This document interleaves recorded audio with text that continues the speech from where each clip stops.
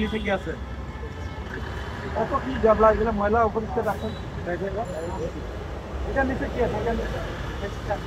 দেখান দেখি।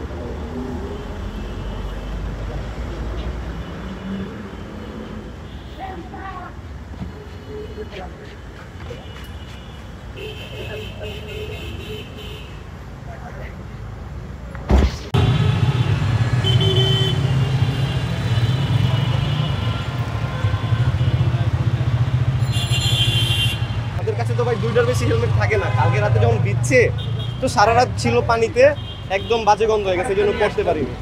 দুইটাই থাকে আমাদের কাছে হেলমেট, দুইটার বেশি থাকে না। হেলমেট ছাড়া যখন আপনি চলেন তখন যে হেলমেট নিয়ে চলে সে তো চিন্তা করে যে সে হেলমেট ছাড়া চলতেছে, সে হয়তো আমি সচরাচর হেলমেট ছাড়া চলি না, হয়তো বাসার কাছাকাছি গেলে, কিন্তু দূরে কোথাও হেলমেট ছাড়া যাই না সত্যি।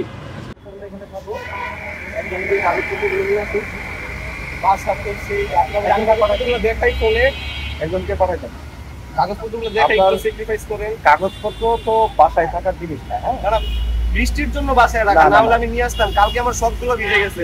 আপনি একটু আপনারা ওয়েদারটা স্যাক্রিফাইস করুন। আপনি আজকে আপনার যখন আপনার কাগজপত্রগুলো থাকবে না, আপনার মোটরসাইকেলটাও বাসা থাকবে, আপনার ওন অ্যারেঞ্জমেন্টে তো কিছু করার নেই। ঠিক আছে, বাট আপনাদের একটু স্যাক্রিফাইস করেন, কারণ ওয়েদারটা তো এরকম। আজকে আমার গতকালকে কাগজগুলো ভিজে গেছে, আমার টেক্সট পেনটা ভিজে গেছে, আমি আজকে যদি নিয়ে আসি আবার ভিজে নষ্ট হয়ে যাবে। আপনি ঠিক আছে, আপনি তো আপনার হেলমেটটাকে নিজেও তো বুঝতেছেন।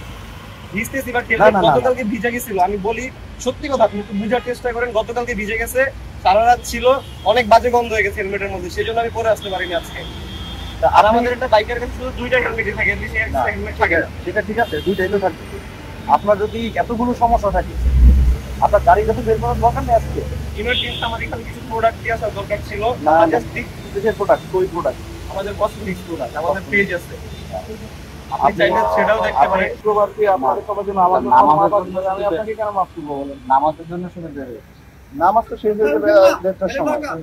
নামাজ শেষ হয়ে যাবে 1:30টার সময়, এখন বাজে 4:30। স্যার মিথ্যা কথা আমি বলিনি। নামাজ পড়ে মৌচাক থেকে বাচ্চাদের জন্য কাপড় টাপড় কিনে পাঠা যাবে। আপনার বাসা ছানার, হ্যাঁ ছানার পর আমাকে কাগজগুলো দেখুন না।